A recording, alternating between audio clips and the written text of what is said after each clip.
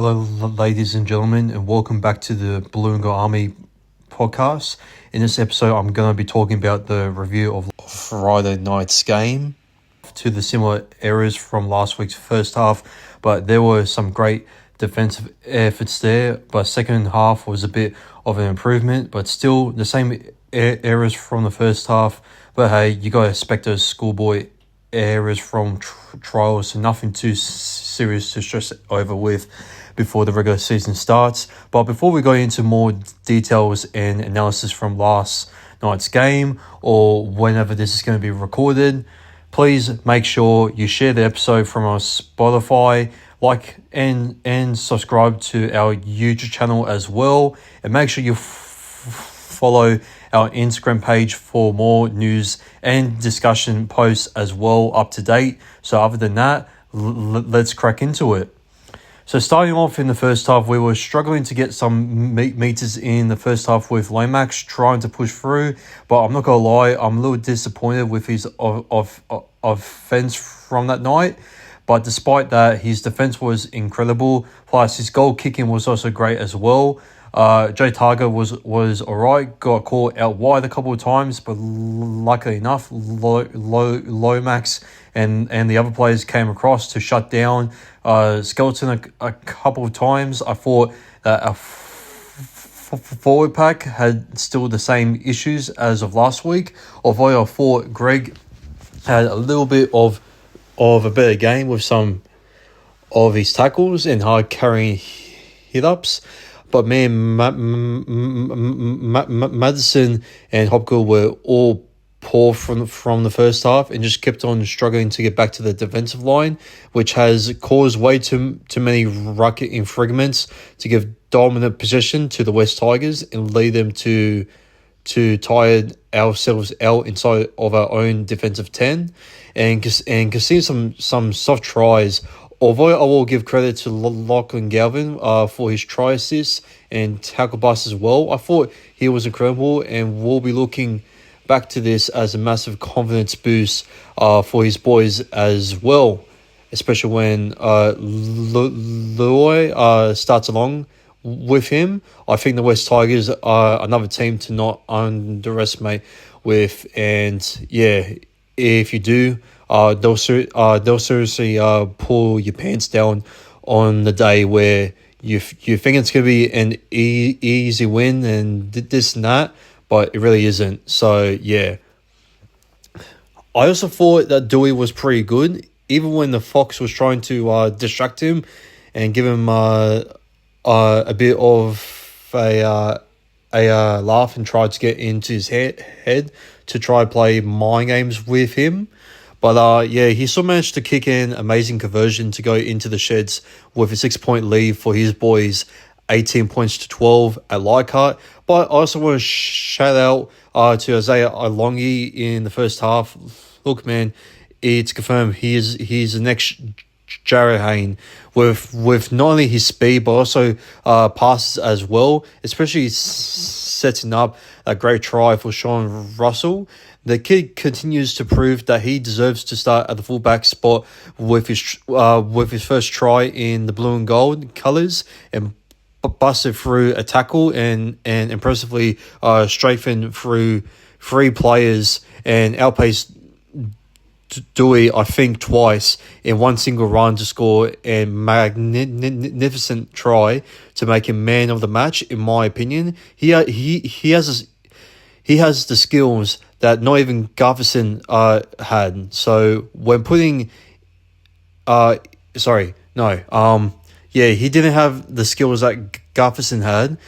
Even when he put in 100% effort week in and week out, Longy did, however, took it well under pressure during somewhere in the first half when he took a strong and long punt back from his own goal area.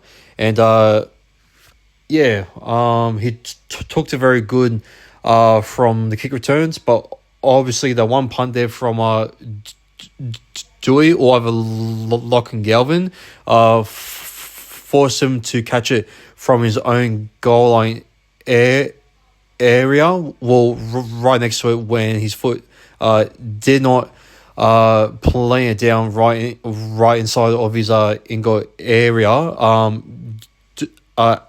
Adam Dewey managed to chase him up and to force him back into his own ingot area. So yeah, I thought overall he was the best player for the Troll on that night. And yeah, now going into last week, I thought he was alright, but you could see he wasn't setting up the right plays or any for our forward pack to really spark in attack to get the meters and territory from their own efforts, instead of relying on the West Tigers to give away silly errors and penalties. But if our forwards didn't make too many ball carrying errors as well, I reckon one of them could have maybe sealed the win, or even maybe get us a draw. Volkman was pretty great with his punts in the first half, along with Twindle. I mean, he didn't really do that much, Twindle, to be honest. But I feel like we were missing a spark there between Mitchell Moses and Dylan Brown. If they would have started there, man, like I reckon that Zach Lomax could have been much more better in attack on that night. But yeah, man, like it's going to take some time there for the young halves pairing there. I mean, I know that Dean Hawkins was injured tonight, and maybe some people could say that, well, maybe if we would have kept even Saunders, then maybe we would not have this issue with the 5'8" role in that. So yeah. I mean, like if we would have still had DJ Nasi, it would have been the same crap. Like he still would have played average, in my opinion, DJ Nasi as a 5'8". So yeah. But obviously, I hope Riles can take notes of that. But of course, we go into the second half, and Volkman was making some schoolboy errors by violating the clock time when being forced out for a goal line dropout twice. Actually, when he kicked it out on the full, and then violating the clock for his second attempt for the goal line dropout. So so I reckon that Ronald Volkman could have done way better avoiding those schoolboy errors. So a bit disappointed with that. But next thing is that when Smith and Hands came on, I thought our players throughout the middle were way better and versatile than what they were in the first half. And I love the play that Riley Smith set it up there for Madison to give the pass off to Williams there to score his first try in the blue and gold colours. And I thought Williams was much stronger, both attacking and defensively in the second half.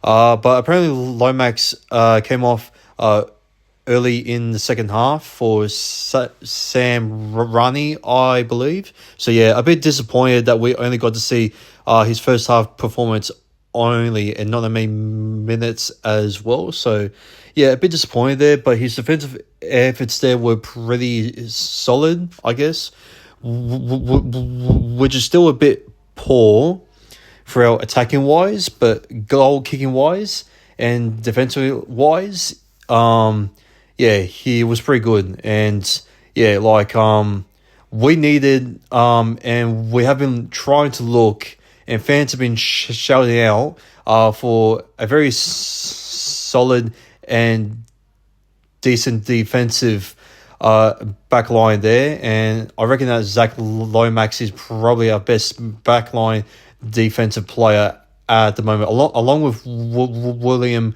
Panasini there as well. So yeah.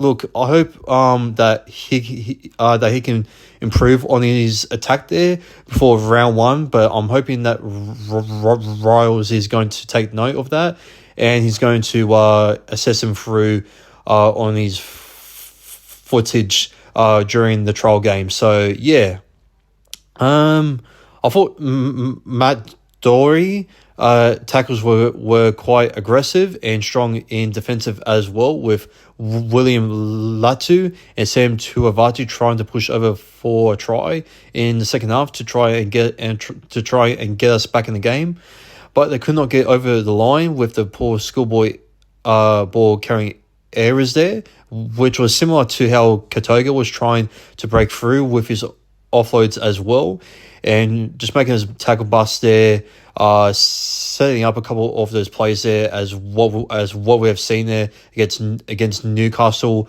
the week before with his decent hit ups, but cannot hold on, of course.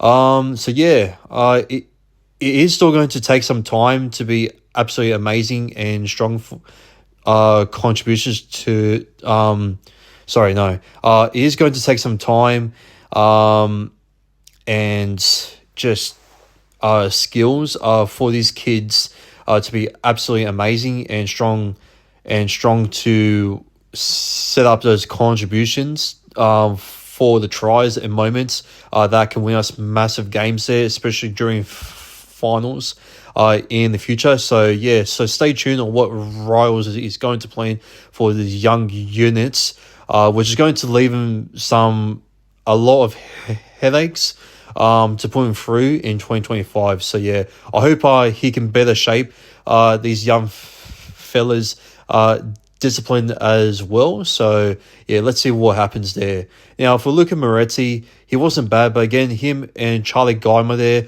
I thought had a pretty tough night at the office and got vandalised from the West Tigers forward pack, especially that big tackle from Jarrell Skelton to Geimer. I thought Dan Kerr was pretty poor as well, and Madison once again in the second half was still conceding soft penalties, and it seems like he is still struggling to get back to his defensive line in time. But take away from this result, our backline did the best that it could possibly do, and I thought our forward pack really needs to act up the discipline, because facing against the Melbourne Storm, man, and I know we're talking about taking results away from a trial game, but still we need to be faster back in the line after completing the tackles, and not letting Harry Grant come out of dummy half and score against us over and over like it's bread and butter. So yeah, like he usually does back in 2023 in Golden Point against us in round one at Combank Stadium. So yeah, let's hope the Harry Grant does not do that throughout the middle there, because I'm quite disappointed with a couple of forward packs there. So so because I ain't seen Lasic stopping Harry Grant anytime sooner, and I know that he did not. I know that he didn't do that bad there in defense there, making a couple of tackles there as well with no missed tackles, but still, man, impact wise throughout our attack, and to give the opportunities there for forwards there to push forward and as strong as possible. It's just not good enough, man. He has the experience there, but ever since he has returned to the Super League, and he was good in the first half of 2024, but then his age, man, I just reckon Joe Lussick is just washed, and he doesn't have it in him on when before he went to the Super League, and he was pretty decent for us kicking those 40-20s. So not a bad performance Sorry about my stuttering there. Plenty of positives still to take out of that game. So with a week off of footy for us, we need to look back and see how we can get prepared for the big one the week after, and show that Riles will take his coaching career to a whole another level against Bellamy at Amy Park, which I still got us winning 16 points to 12. But I shall update you guys on that, seeing how Riles is going to go and what news and starters that he is going to put in the team. Because I can tell right now that Jack Williams and Gio Bolo are possibly going to be our starting props once Gio Bolo comes back from injury, and I'm hoping that Mitchell Moses and Zach Lomax are going to make a massive impact with the combination there in attack there with the fast pace that they have on the left side there. So yeah, and expect Dylan Brown to stand up and have a star performance game there from himself there as well, since there's a lot of pressure and talks about his future there as well, which we will go into in the sec there. So yeah, so Jason Rolls was interviewed after the game by Fox League, and obviously they were asking about Dylan Brown's future, and Rolls has finally spoken out about it, saying that what I do is just provide the best environment for him to come to footy every day so he can do the best he can be. And with me, he's been outstanding and he's been really good. And he also said, I think we're really pretty clear on our position, and we're really clear as a footy club, and we showed a lot of faith, and the club showed him a lot of faith in him offering a 9-year deal. So yeah, it is yet to be clear if Brown is going to step up before he makes his decision in round 10 when we face up against the Dolphins at Combank Stadium for the first time in the club's history. So yeah, it's going to be very interesting seeing if Brown wants to step up or not, and put the pressure and spotlight back to him, just how it was back in 2022 with his prime there. So yeah, but if it doesn't, then the money is going to speak there with the Newcastle Knights, or either the Sydney Roosters are going to offer him by reports over $1 million. So yeah. But I reckon he will stay since he's a Parramatta local, and I think he loves us fans and also the fangirls, if you know what I'm talking about. So, yeah, about those fangirls, yeah, they're very big on him. But yeah, I reckon that he has a lot of faith in this club. And look, I mean, looking at the Roosters and the Knights' future and direction at the moment, man, and compare it to us, like I reckon that we're going in a better direction.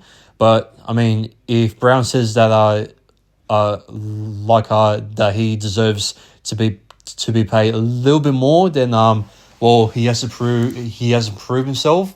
But as Parramatta stay out, they're not going to pay him more as what he's getting earned, because that's what they think that he deserves to be earned right now. Which I mean, the club itself, you can't really blame him, since he has not been stepping up to his standards in the last couple of seasons since 2022. So yeah, if you can make that 2022 stand up there, then maybe the vibes there and maybe the positives there could maybe change his mind to stay loyal to the local club himself that he's been growing up and just playing through the Parramatta system as well. So yeah, I reckon he is going to stay, and well, if he steps up, then I reckon he is going to stay. But if he plays poor, then maybe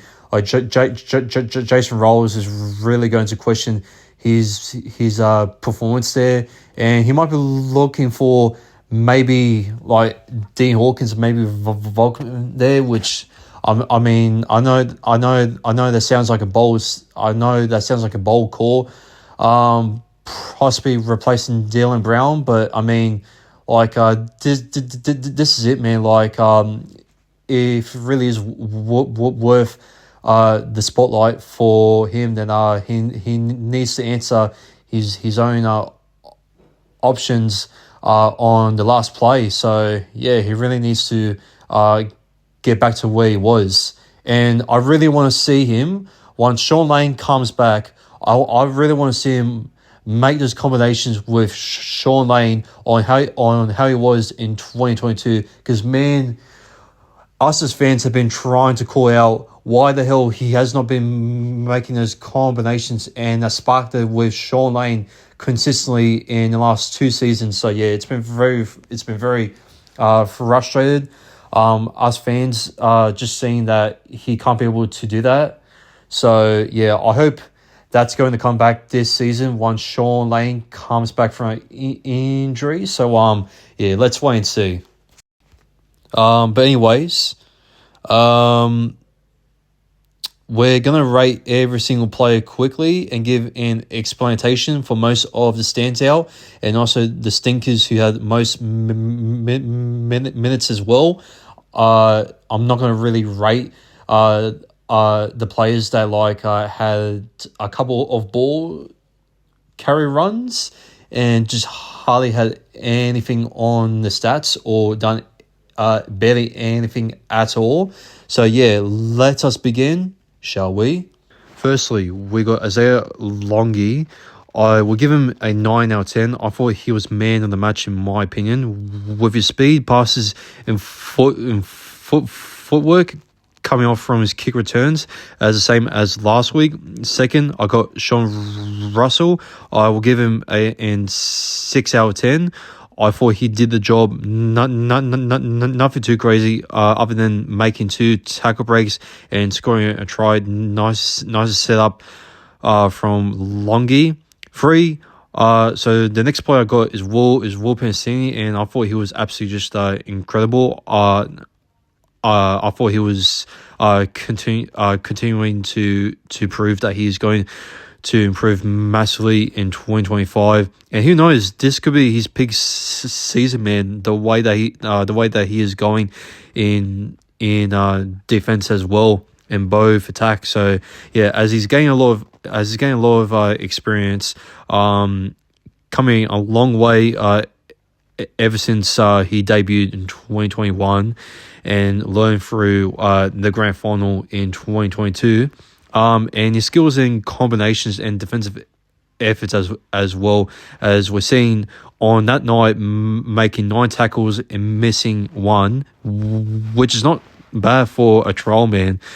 Next is Lomax. I got him a rating of 7 out of 10. Although his goal kicking and defense was great, I felt like in attack he was a bit disappointed. And I expect a bit better once Moses obviously comes back from the injury, from his injury, to start in round 1 to get that spark again, hopefully in attack. So yeah, next player we got is Jake Targo. He did get caught out wide a couple of times, but other than that, I thought he was alright, but didn't really do that much, so I will give him a 6.5 out of 10. Next is Arpa Twindle, which I thought he didn't really do that much in attack, only having 63 kicker meters out of 2 kicks in total.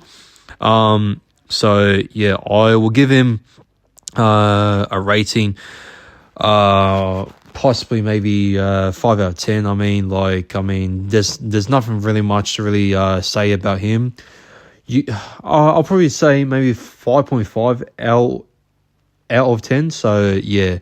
But next one, Volkman. I'm going to give him a 6.5 out of 10.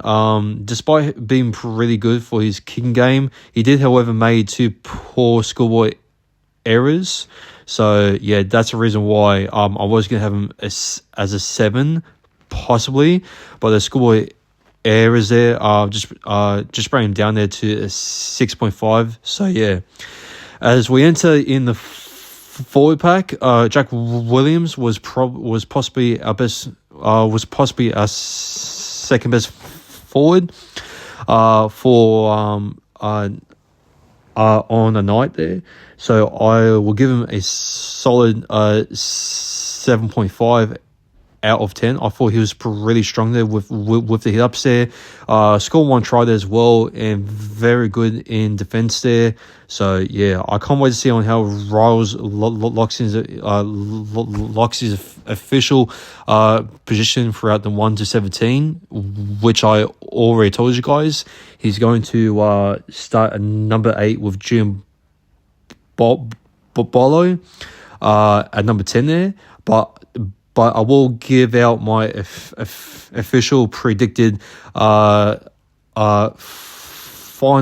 predicted lineup throughout my 1 to 17 there before round 1, possibly the week before. So yeah, let's see on how it is going to go through. So yeah, next is Joey Lussick, and we all know on how us fans feel about him, especially his performance.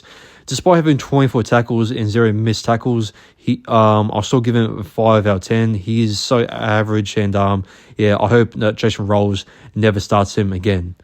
So yeah, next player is Wymariel Greg. I thought he wasn't bad. I thought he was a little bit better from last week. So yeah, he was pretty strong throughout the hit ups there. So I will give him a 7 out of 10 there. Next is William Latu. Despite not crashing over for the tries that he should have scored, I reckon he was pretty good with his hit ups and runs as well. I will give him a 6.5 out of 10. Kelma Tuolungi, he was pretty poor, man, and I thought his defensive efforts there were pretty disappointing. If you ask me, he was possibly a second and possibly our worst defensive player there on that night there. So yeah, I expect him to really shape up from that poor performance there in the trial there. So yeah, I'm gonna give him a 5 out of 10. So yeah, pretty shocking there from Kelma to Alungi. So yeah, Jermaine Hopgood was pretty good. Made some solid tackles there as well. So but he was a little bit disappointing in attacker sometimes, you could say. But he is coming back from a long-suffering injury, so I won't really be too cruel on him. So yeah, I'm going to give him a solid possible 7 out of 10. So the next player there. Now, for Ryan Matheson, I'm really concerned about his performance leading up to round 1. I really think he needs to work on getting back his defensive line and not causing so much ruck in fragments, which is pretty poor from his discipline. So yeah, I'm going to make a bold rating here and saying that he was possibly a worse forward on the night there. Give him a rating there of 4 out of 10. So the lowest that I've ever seen play.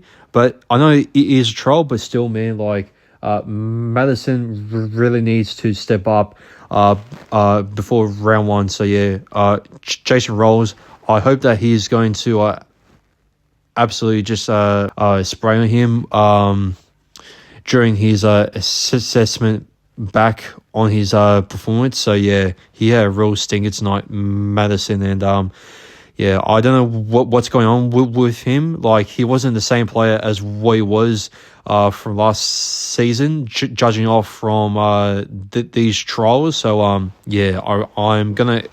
So yeah, I expect him to have a pretty big performance there during round one against a very fast paced and strong Melbourne Storm forward pack side. So yeah. So to the next one.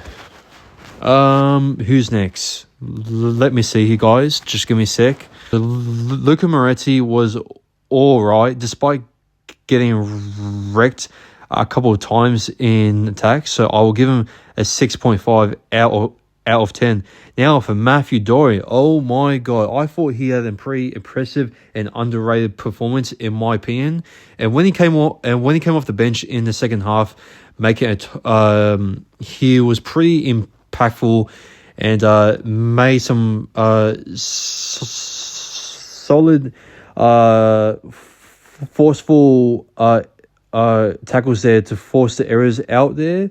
Yeah, and he made a total of 115 running meters there as well, making 54 post-contact meters as well. So I will give him a solid 8 out of 10. I thought he was one of I thought he was one of our best forwards on the night there, and you could say a pretty underrated there, as I said before, since I bet no one is going to back this guy with the amount of impacts and the effort that he brings to the team. Coming off the bench there with Brandon Hands there during that minute there when he came on. So, yeah, and we all seen before, man, on how much potential that he can bring. Just absolutely just a spark with combination there with Hands there, as we're seeing it back in 2023 when he debuted there. So, yeah. I believe he needs to be given a little bit more minutes there as well. So yeah. So yeah, next we got Sam Tuivasa again, same as William Latu. He had the same chances and efforts. So I will give him a 6.5 out of 10. Tony Matteli did the job. I rate him 6 out of 10. Charlie Geimer, who had a try denied from him, I believe, in the first half, but had a pretty tough night at the office at times. So I will give him a 5.5 out of 10. He was a brave, taking those big contacts as well. The poor fella. Next is Bryce Cartwright, which I thought he was absolutely just shocking. And the reason Jason Riles was going to drop him in the reserves, which shows you that Riles ain't a big fan of the Bray Arthur club, if you know what I mean, as Cardi was not having a party against Tigers on the night, and I really thought that he was well below his standards. No offloads at all, I think. But yeah, I think it was on the same level as Ryan Madison. I mean, yeah, he was quite poor, and yeah, he had an absolute stinker tonight. Sorry, no, on that night, I should say. So I'm going to rate him 4 out of 10. The next one, Dan Kerr was just poor, and he didn't really do that much there. So I'm going to rate him 2 out of 10. I think, yeah, he just did absolutely just nothing there. So yeah, had an absolute stinker. Jason Rolls, Riley Smith was absolutely amazing with his plays and setups to put Madison, to put Williams over the line for the try. I'll give him a 9 out of 10. Made 0 missed tackles and made 31 tackles, which really put Hands in a tough position to see if he's going to start or not. But we all know that Jason Rolls, from whispers around, that he's a little bit of a Brandon Hands fan. So yeah. We'll see on how if Brandon Hands is going to start at number 9, which I'm still assuming that that he's still going to start at number 9 there. So yeah. So next up is Brandon Hands himself, I believe. Let me just see on the stats on the website. Yes, I think so. Yeah, so Brandon Hands, right, he made 13 tackles and 0 missed tackles, but however, he didn't really get that many minutes to do anything crazy, so I will give him a 6 out of 10. Josh Papali, the next player, he didn't really play that much minutes either, but he did made that one error in the air contesting for the ball. But other than that, I thought he wasn't bad on the night, so I will give him a 7 out of 10. As for the Fox, he did nothing at all, really. I mean, he had the ball a couple of times, making 33 meters. And other than that, distracting, trying to distract Adam Douay to miss a conversion out long. He didn't really do that much, in my opinion. So I'm not going to really rate him, to be honest. So, yeah. And Sam Rani was pretty decent as well. I'm going to rate him a 7.5 out of 10. He made some pretty great efforts there, making 3 tackle breaks, 1 offload, and 11 tackles with only 1 miss. So that's pretty decent there for a backline there as well, to make an offload there. And yeah, I thought he was on the same level there, close to Will Pansini, I thought. So yeah, pretty decent there from Sam Runny. And well, is he maybe going to be in the starting 1 to 17 soon? Or possibly. I mean, like, I feel like that Richard Pansini really needs to take the time to really prove that he's going to start alongside with his brother there, William there. So yeah, so we'll have to wait and see. For the next player, moving along, after Stefan Miller. Let me see stats. So him and Joshua Ling, they didn't really play at all, to be honest. So I'm not gonna rate those two. So that's it. So yeah, we had a heavy defeat at Oval, but let's hope that Jason Riles is going to shape up the forward pack for the week after against his ex-mentor at Amy Park. So yeah, in his own turf. So I can't wait for the cracker, and let's hope we can get our revenge against the Melbourne Storm on how they're breaking our hearts back in round 1 in extra time. So yeah, I will possibly do a preview on that on the day before on a Saturday. So yeah, so stay tuned for that. Other than that, we're going to wrap things up finally. So I do apologize for the amount of stuttering and repeat myself. Yeah, like I've written down the script finally.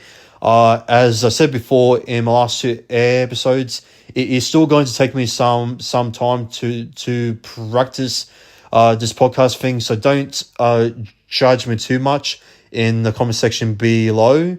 So please make sure to follow us on Spotify and Instagram for all of the latest news and discussions and rumors for our beloved Blue and Gold Club. And many more episodes yet to come for our Army leading to paradise in 2025. I hope you all enjoyed the third episode of the Blue and Gold Army podcast. And for our new outro, for the new saying, up the mighty blue and gold. Let's get it. So, that's it. Take care and signing out.